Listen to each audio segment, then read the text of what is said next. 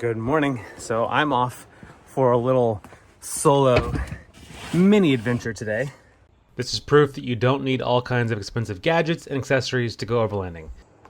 A sleeping bag, a chair, some wood, a ground tent, or a simple rooftop tent, that's all you need.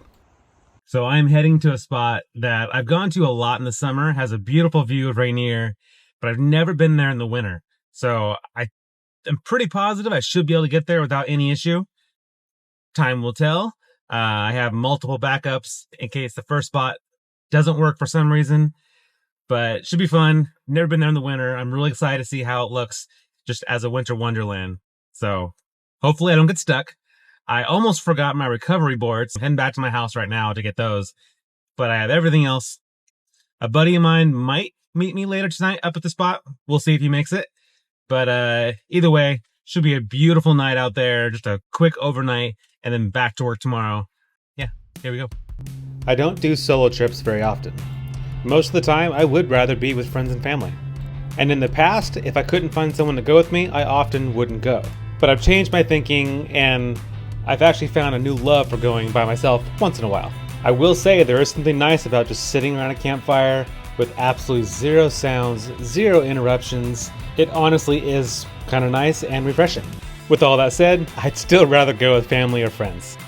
And it looks like I'm not going alone anymore anyways, because my buddy John has decided to meet up with me at least for today. He won't be camping with me, but he'll at least be doing the driving with me.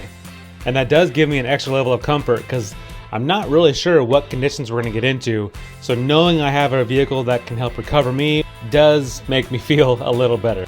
And it is just more fun wheeling with friends.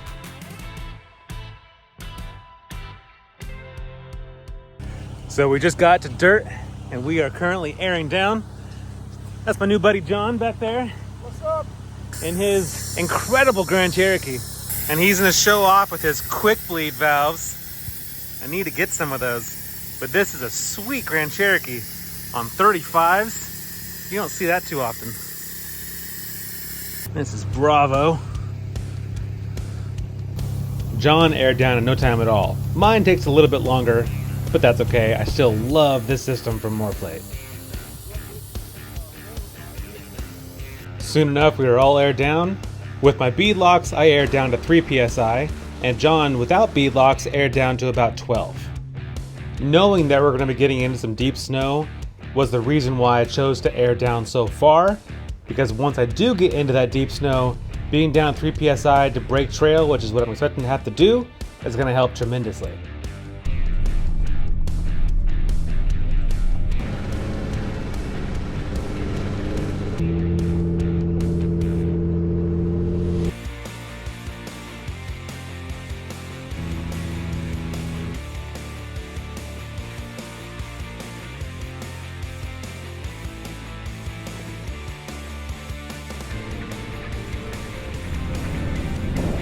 After enjoying the beautiful drive up on the main road, it's now time to turn off onto the side road, and this is where I have a feeling things might get dicey.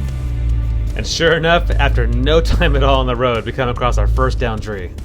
And this is why I always bring an axe and a handsaw with me for situations like this. I will say, with how big this tree is, I kind of wish I would have invested in a Milwaukee battery-operated chainsaw by now. But that's okay, I don't mind the workout. Besides chopping the tree, I think the hardest part was getting all the branches that were frozen into the snow free enough to move the tree out of our way. And as soon as we got that one cleared, we noticed a couple more just right up ahead, so decided to clear those at the same time.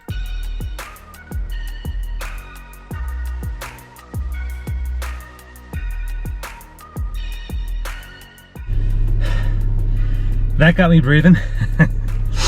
Only took us 8 minutes though. That's not so bad. And you just feel manly chopping down some trees. All right, let's push on. We're almost there.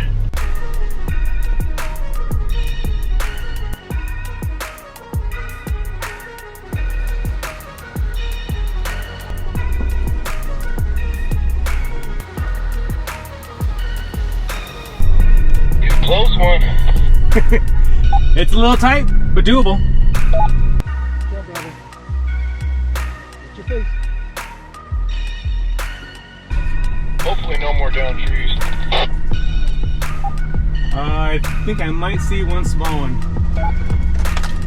That was too soon for that to be a jinx. I saw it right as you said it. In the back of my mind, I'm thinking about sunset right now. Not really sure if there's going to be much of one, but even besides that, just setting up in the dark isn't necessarily my favorite thing to do, so I'm definitely hoping that this is the last tree and we can finally get to camp.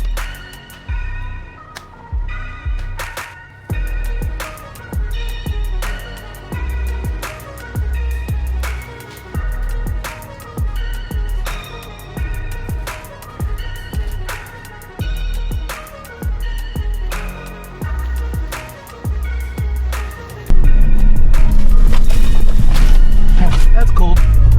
Oh, that's cool. Roll those windows up. As we near the end of this trail, there were a few obstacles that I was aware of, but was curious to see how they'd be in the snow and how we'd both be able to get through them.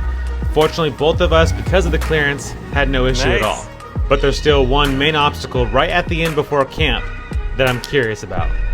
Once we got there, we decided to take a little walk just to get our eyes on it, let John see it as well, and set up our cameras.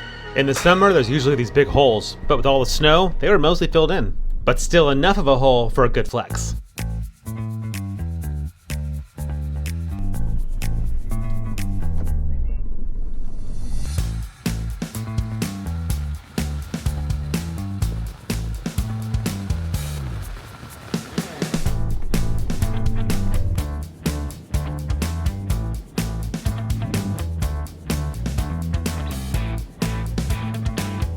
We made it through that without a problem, and we are finally at the end at our camp.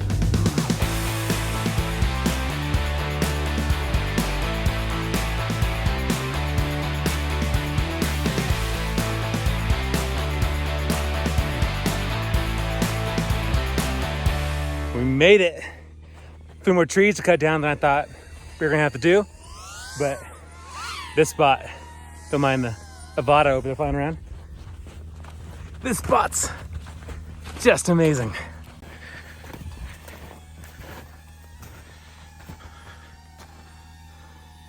So hopefully here in a little bit, Rainier is like right there. So this is all slowly glowing away. So hopefully soon we'll get a little view of it right there, and we'll definitely get it in the morning. So starting to set up the tent. I just got this new tent from Featherlight. It weighs like 70 pounds. It's a one person. I'm really excited to use it. The one downside I didn't think about until right now, every other rooftop tent I've ever had, the ladders are attached on the inside of the tent. This one is not. And because of that, I completely forgot it in my garage. So I'll be climbing in and out of my tent some other unique way. So that's a little bit of a bummer, but it'll work. There it is. Just the tiniest little window to Rainier. Just a good omen, it's coming out soon. See that tinge of pink on the side. Like I mentioned at the beginning of this video, you don't have to have a lot of expensive gear to do this kind of thing. For the most part on this night, I'm going super simple, besides having a rooftop tent, which isn't necessary. Although I will say with the snow, it does make it quite nice to get up off the snow and above the vehicle. This is my first night, like I mentioned earlier, using this tent. I just got it recently, and I'm excited to try out both a wedge style tent that I've never had, and also a one person, especially in the winter as it should be easier to keep warm. After that quick setup, before it gets dark, it's time to get the fire going, but first I want to dig a hole and get as close to the ground as I possibly can, and just have a good solid base for a fire.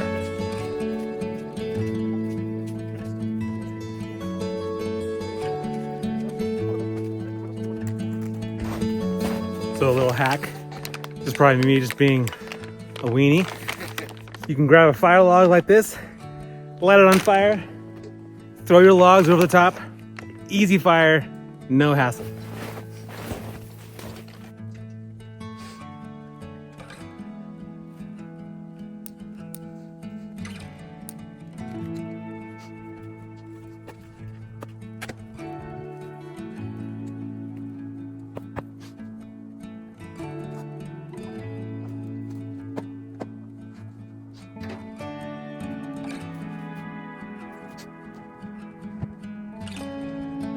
I'm not sure why, but for some reason while I was putting my chair together, the fire basically went out. So my little hack, at least on this night, didn't work out as well as it usually does. But that's why it's also a good thing to have some sort of kindling. I had some paper bags as well as some little small sticks. Actually, shims from Home Depot work fantastic for this. So after a little bit of work, I was finally able to get this going and have a nice good fire, especially because my dinner tonight relies on having a fire. Also, I'm curious on how others do it. Do you like setting up a teepee fire or a log cabin fire? I kind of go back and forth, don't really have a favorite, but I'm curious what everyone else does. After finally getting the fire going, John and I just kind of hung out, just getting to know each other. We have followed each other on Instagram for a while and have tried to get out on some adventures and just never quite linked up, but I'm really glad it finally did on this trip. He's a great guy and I can't wait for more adventures with him. Unfortunately, my time with him tonight is done. He's not camping, so he has to get home and still has a pretty good drive ahead of him. So soon after it got dark, he was on his way out.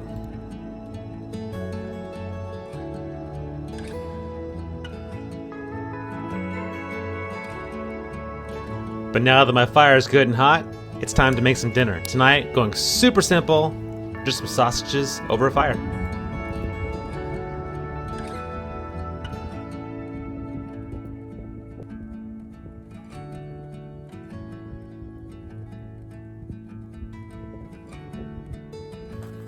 So I'm sitting here, wiping all the smoke out of my eyes. I'm like crying because it was like blowing in my face. I didn't want to get up. All of a sudden, I look up and there's stars everywhere around me. And Rainier is fully out and lit up by the moon. So freaking cool. It is absolutely beautiful here. This is exactly what I was waiting for. It came later than I thought it would based off the weather report. But this is insane. This is so pretty. My goodness. The full moon just makes it even better. It's like bright as day out here. You don't even need a headlamp. Just, you can see everything. Moments like this is exactly why I come out, and I'm so glad I came out. Even though I'm camping by myself, it was fun hanging out with John while he was here, but now enjoying nothing but the quiet, besides a slight crackle of my fire, is fantastic. Well, my fire has gone out, or is just about out, and it's gonna get cold really quick.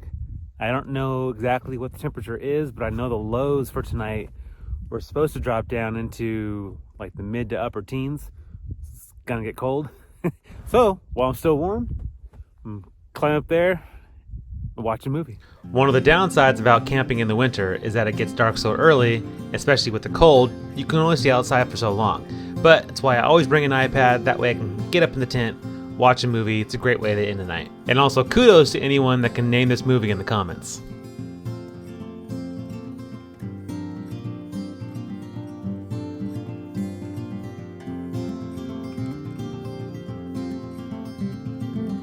Good morning. Look at that. Just beautiful.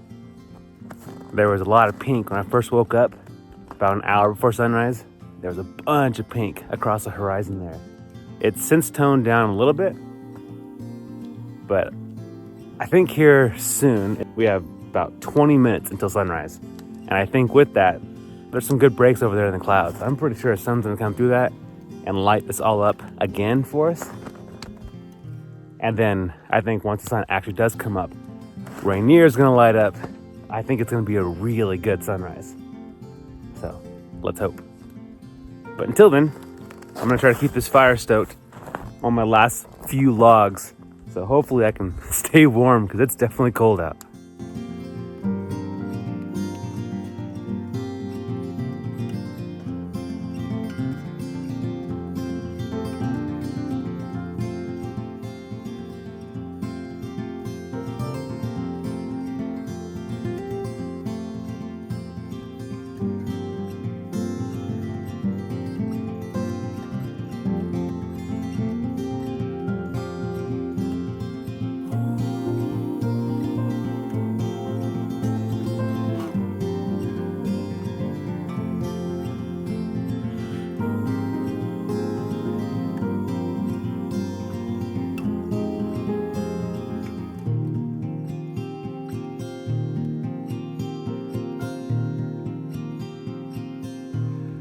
That sunrise was incredible. Even better than I thought it was going to be, honestly. I knew we were going to get sunlight coming through, but that just, I mean, it all just lit up pink and purple. It was absolutely worth the cold night up here. And actually, it wasn't really even that cold up there. I just bought a 0-degree bag off Amazon. It was like 80 bucks. Really big, comfy, not a mummy bag. All the bags I use for backpacking and such are all mummy bags, which are good because they keep you warmer because it's less space to heat up. The downside, they're not comfortable. So with being out here, I have a bigger space. I want to be comfortable. And so I got this big, extra large, 0-degree flannel lined bag, and it's glorious. On top of that, I took a couple hand warmers, threw 2 of them down at the foot of the bag, and that kept me warm. I could just feel the heat radiating all night. So I was actually not cold at all in the tent last night. It is cold out here. So being out here, it's cold, but absolutely worth it. That was phenomenal. I'm gonna start packing down camp. Last night in this tent was awesome. I actually really enjoyed it. The organization up on the roof for the iPad to watch a movie, and all the other pockets for my phone, charger, the built-in light, all of it was awesome. Definitely a fan of that tent. And it just pops up, pops down so fast. I'm gonna pack things up and head out.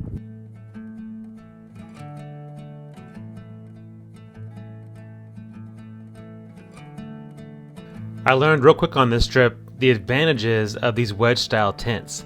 They are just so fast to pop up and pop down. Just such a huge time saver as far as the rooftop tent design goes. After I got this one down, it's just a simple zipper all the way around, and that's it. So fast. I think it took me less than a minute to put this all away.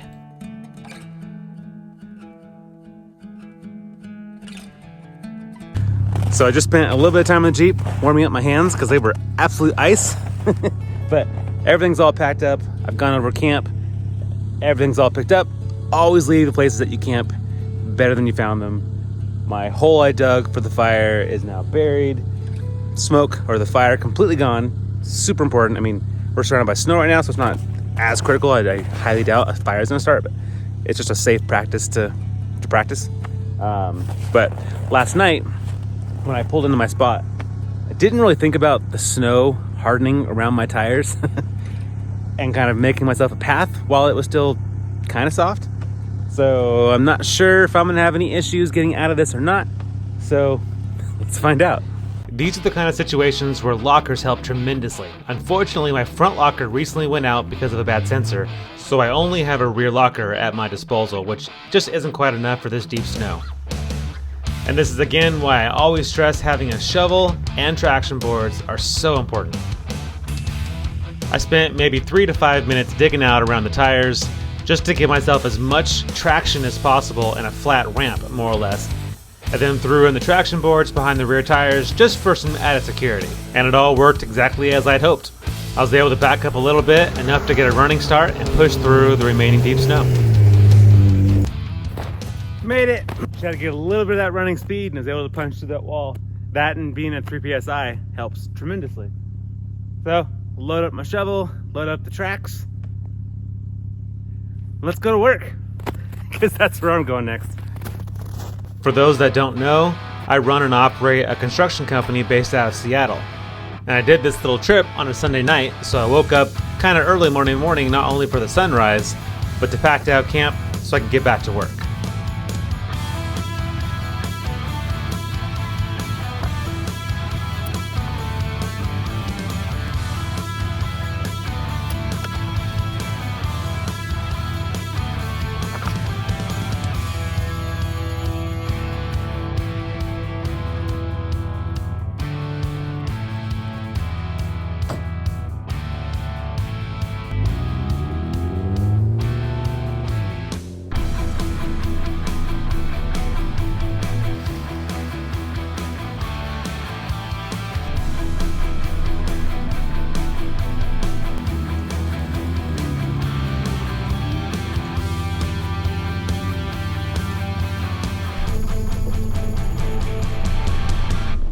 I was really expecting to have more of a fight on that little incline last night when John left. I could hear the engine going, the wheels spinning, and it took him a few attempts from what he told me later.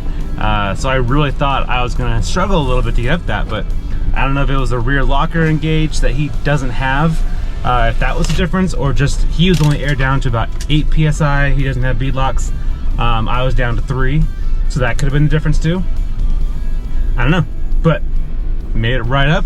I really thought that was gonna be a bigger chore. But man, it's so pretty in here.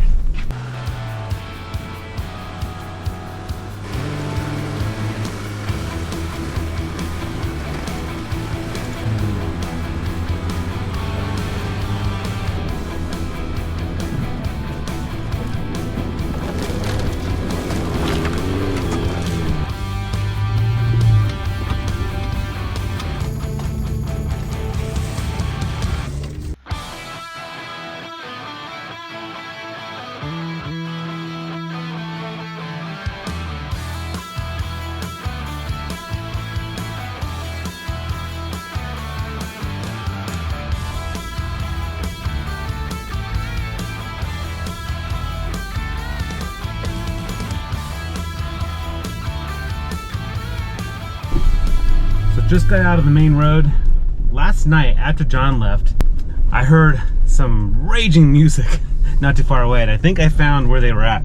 So I'm gonna go check out to see what spot they had, if they were just having a big bonfire then left. I'm really curious where they were at.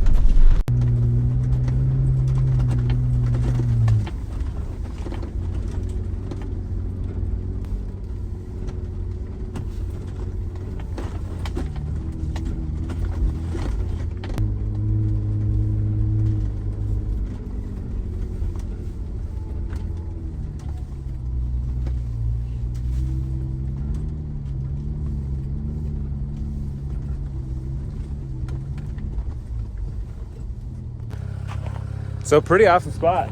It has some great views. Can't really see Rainier, it's just back to the trees over here. But I found their bonfire, and this makes me really upset. Remember how mine looked? I left nothing. You got beer cans, a water bottle, other plastics, top of a wine bottle, plastic cup. I mean, how hard is it to bring that back with you? I don't get it. Doing stuff like this is what gets these places closed. And I'm not trying to go and preach on you right now, but please don't do this. It's so easy to throw those things back in your vehicle, just like I did, and go throw them away at home or wherever. But doing this ends up closing these places down. So if you come out, please don't be like these guys. It's not that hard. It takes 20 seconds to pick these things up, take it with you. It's just frustrating. Thank you so much for joining me on this quick little night adventure into the beautiful winter wonderland with the insane sunrise this morning. So cool. That was just, I still can't believe it was just that magical. It was beautiful. Thanks for joining us, or joining me, I guess, since I'm solo on this trip. But be on the lookout, because we just got back from a trip to California. It was a really fun, more of a road trip than an overland trip, but we still got to do some fun camping, a lot of fun activities with the kids, also some really close family friends of ours. So be on the lookout for that. That'll be out soon. And yeah, we'll see you on the next adventure.